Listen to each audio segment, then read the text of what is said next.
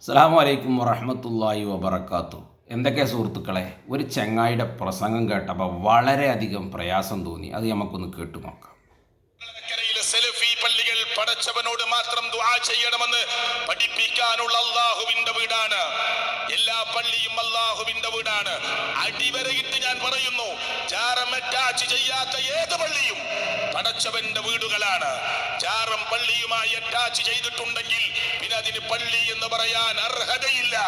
കാരണം റബ്ബല്ലാത്ത ആളുകളോടുള്ള തേട്ടം നടക്കുന്ന കേന്ദ്രമാണത്. സങ്കടങ്ങൾ ഏതാണ് ചെങ്ങായിജ്?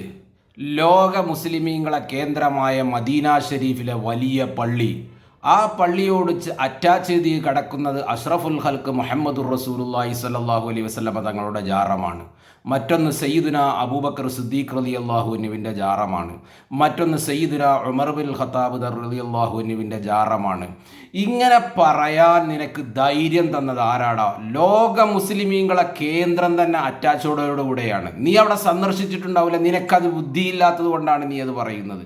ഇത്ര അധംപതിച്ച വാക്ക് പറയാൻ നിന്നെ പ്രേരിപ്പിച്ചത് ആരാടെ ചെങ്ങായി?